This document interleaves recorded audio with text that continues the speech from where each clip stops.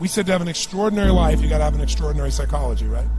Extraordinary psychology means you got to live in an extraordinary state. To be in an extraordinary state, you got to condition your nervous system, your body, your physiology and focus to be at their best. Then to do that, though, you can do that. Why doesn't everybody? Not because you can't. We all have the ability. It's because of our standards. Think about your own life. I know there have been areas in your life where some point in time you just shifted and you raised the standard and your life changed. Because whatever people have their identity attached to, they live. We live who we believe we are. My journey from here to there was lonely. The reason? I was willing to be wrong and admit wrong so that I could grow and so that I could change. You see, growth is a result of bad habits dropped, wrong priorities changed, and new ways of thinking embraced. It happens only when we question ourselves enough to ask serious questions from others. The people who do not grow are unwilling to ask themselves or others hard questions. They are unwilling to leave what they have known and practiced. They are not willing to be wrong so they can discover what is right. Therefore, they cling to right, and their lives turn out wrong. How sad. We get what we're looking for. We filter out everything else in our life. You're going to get what you're looking for even if it doesn't even exist. Even if it's not even there. If you're looking for negatives, if you're looking for setbacks, if you're looking to be looked over, you will find it even though it's not supposed to be there. But if you're looking for victory, for winning, for recruits, for people to change your life, for magic moments, you will find them if you're looking for them. I promise you that's true in life. Your brain, when you condition it, knows exactly what to go for and will find a way to get there. When you decide what's most important to you, your brain goes after it. Surrender of being right enables us to ask questions that others can answer and add value to us. Surrender of being right is the prerequisite to finding right. I believe that with all my heart. And here's what I know. I never want to get to the place where I've got it all figured out. I still want to keep learning, I still want to keep growing, and I still want to be a student. And I still want to be on a learning curve, and I still want to value people, and I still want to walk into their life and say, look, you have something that if I could just ask the right question, you could impart to me that would help me, that would allow me to become a better person myself. Ego is the anesthesia that deadens the pain of stupidity. Pride is the burden of a foolish person. If you're going to do a job, do it right. I've always been told how average I can be. Always been criticized about being average. But I want to tell you something. I stand here before you, before all of these people, not listening to those words, but telling myself every single day to shoot for the stars, to be the best that I can be. Good enough isn't good enough if it can be better, and better isn't good enough if it can be best. Wisdom will come to you in the unlikeliest of sources, a lot of times through failure. When you hit rock bottom, remember this. While you're struggling, rock bottom can also be a great foundation on which to build and on which to grow. I'm not worried that you'll be successful. I'm worried that you won't fail from time to time. The person that gets up off the canvas and keeps growing, that's the person that will continue to grow their influence. How many of you would love a breakthrough? All right. Number one, you got to have a permeating attitude that you're going to win. You got to have a positive outlook. You got to be optimistic. You got to know you're going to win. You got to, right now, you got to say, I'm going to win. I don't mean just this contest. I don't mean the contest. I mean, I'm going to win. I'm going to win. My life is going to win. There's going to be a victorious life here. Because listen to me, the price you pay for losing here is too extreme. You have to carry the burden of failure the rest of your life. You carry that around with you if you fail here. The biggest thing that breaks my heart is you feel the spirit right now, and then when you get back, these dream stealers run into you, and they start to steal your dream, and you quit. You give up. You got to decide I'm going to win. You got to decide that the failure part of carrying failure. You've been exposed to what your life could be. If you fail here, the price is extreme. It's forever. You carry the failure forever. I'm being honest with you. I meet people oftentimes that say, I was in WFG, you really changed my life at this meeting, but.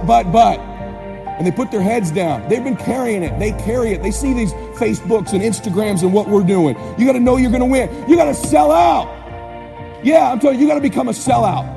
You need to sell out. You need to get obsessed. You got to get relentless. You got to be a road dog. You got to get intense. That's what you got to do. There's some dream stealers. You need to look out for these 4. I don't want them to happen to you. You ready? Say yes. Dream stealer number 1 that'll take you out of here. Lack of confidence or faith. Lack of belief. It'll steal your dream. You got to know you're going to win. You got to have some faith. These people sitting around you right now, they're whispering to you, you could do this. I believe it. Just like when you were a little boy. Just like when you were a little girl. They've always believed in you. They've always known you were going to do something special. They always knew you were great. You need to know it. You need to take that God that's sitting there with you and those precious souls that have passed, that have always believed in you, and you carry them with you everywhere. They're with you anyway. Acknowledge them. If you don't believe that, honor them. Honor God. Honor these people who believed in you with your magnificent life. Honor them. Don't give in to lack of belief, lack of confidence. Don't ever do that again. Don't do it in WFG or out of WFG. You were made to do something great. You're special. You were made in the image of God. Something awesome supposed to happen for you. And those of you that have made something awesome happen, something even more awesome supposed to happen for you. I would say for the last 45 years, we've told psychologists have been certainly to blame for this, at least in part. You're okay the way you are. That's what we tell young people. Oh, you're okay the way you are. It's like, and there's nothing worse than you can tell someone who's young than that, especially if they're miserable, and lots of them, well, if they're miserable and aimless, it's like, oh, I'm miserable and aimless, and sometimes I'm suicidal and I'm nihilistic and I don't have any direction in your life. In my life. It's like, well, you're okay the way you are. And it's like, they don't want to hear that. They want to hear, look, and you know this, you're useless. You know nothing. You haven't got started. You've got 60 years to put yourself together, and God only knows what you could become. And that message is so much more, it's so funny because it's such an attack, but it's so positive because there's faith there in the potential that makes up the person rather than the miserable actuality that happens to be manifesting itself at the moment. And young people respond extraordinarily well to that because, and you know that if you're a parent and you love your child, your son, your daughter, what you're trying to foster is the best in them. You want that to manifest itself across the course of their life. You want them to become continually more than they are, to see what they could be. And I think that's part of the great message of the West, is that's the ethical requirement of individual being in the proper sense, is to constantly note that you're not what you could be, to take responsibility for that, and to commit yourself, like body and soul, to the attainment of that ideal. So I have this thing that I've been promoting called No Whining Wednesdays. Wednesday, you cannot whine, complain, or criticize. And people are like, well, what is whining? Whatever you think it is, don't do it. And every time you do it, you have to put a quarter in a jar. If you whine about anything, I can't, I'm tired, why do me, why don't you, why have me? Every one of them will cost you a quarter. Or complaining, why do you always, how come you, they never, cost you a quarter. Then last week I had people send me pictures of their jars of quarters.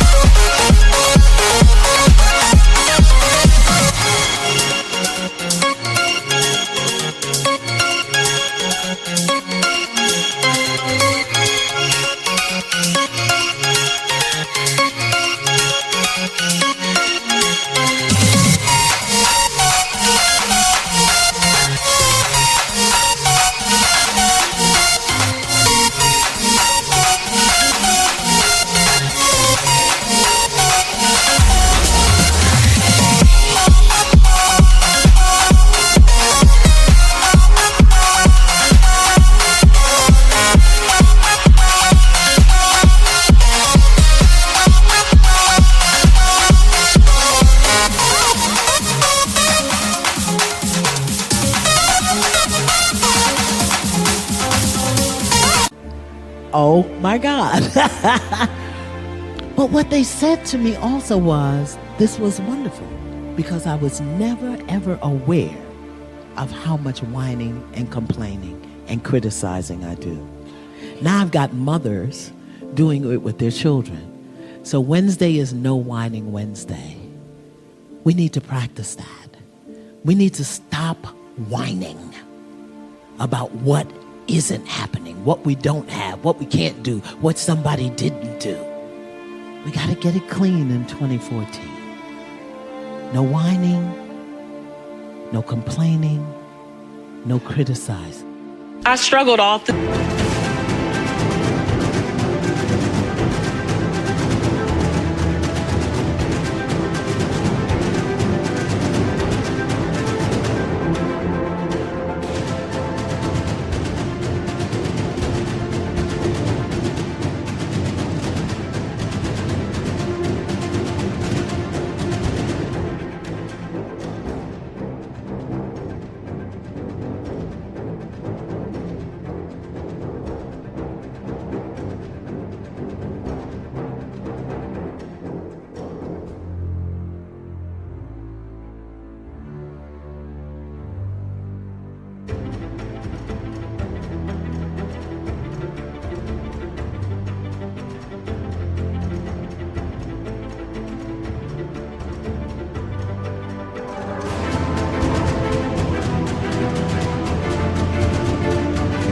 School. The last time I took English class, I got a fail. And my English teacher said I was the weakest writer she ever met in her entire life. The last time I took a speech class, same year, I got a D- in speech. And my speech teacher said, Lisa, quote unquote, I recommend you never speak in public, that you get a desk job. So that was the beginning of my life. That was my 19-year-old experience. And then I go on and I'm trying to figure it out. I was obedient. I went and got a job in accounting. I was in the collection department for 7 years. Y'all don't know I'm dangerous to accounting. I'm just dangerous. And I'm in collections, and you know, you should never put a broke person in collections. Never, because everybody's reasons sound good to me. I know it sounds funny, but it was real. Not only did I say, girl, don't you worry about paying that, I'm gonna take your name off the list. Somebody went to jail because I was I got fired from 5 different jobs. Yeah. And then I got pregnant with my son unexpectedly. And then at 8 months, my son's father went to prison. I had to get on government's assistance to have my baby. I was on WIC, Women, Infant, and Children, to feed my child. And when my son was 8 months old, I went to the ATM to get $20 out the bank because I didn't have any Pampers for him. And in order to get $20 out, you got that $20 in. I had $11.42. And I still can't tell the story without getting emotional because it's my story. For 2 days, I had to wrap my son in a towel. But something happened, Steve, in those 2 days. I was at rock bottom. I was broke and I was broken. Inglewood, California. My son laying on his back at 8 months. I have a towel over him and I have my hand on his stomach saying, don't you worry, Jaylani. Mommy will never be this broke again. And I made a decision. I was bankrupt in every stinking thinking I had. I was bankrupt in trying to protect my pride. I was bankrupt in trying to be all that in a bag of chips and a bowl of grits, falsified. I was bankrupt in trying to not ask anyone for help. I was bankrupt in everything that was holding me and keeping me where I was. I've always talked a good game, but I wasn't doing anything with my gift. And all that thing about potential, I was tired of having potential. I wanted to have my now. And I looked at that baby at 8 months and I said, I want to transform your life. Because you didn't ask to come into this chaos. Come on.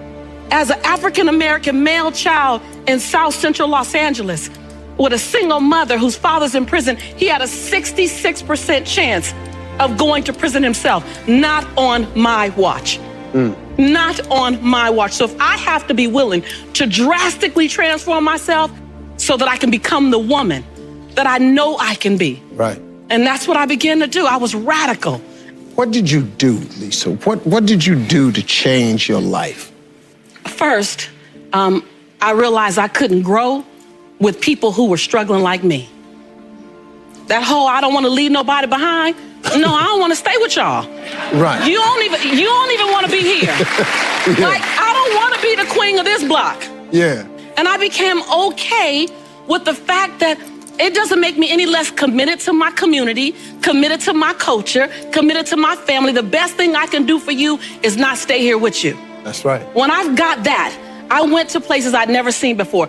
I went to conferences where people were talking about money, talking about prosperity, talking about, it was like, no habla español. What y'all talking about? ROIs and PPMs and term agreements and capital fundraising and bottom lines and what is it? What is, I'm gonna stay until I learn what you're talking about. I went to the same conference 42 times.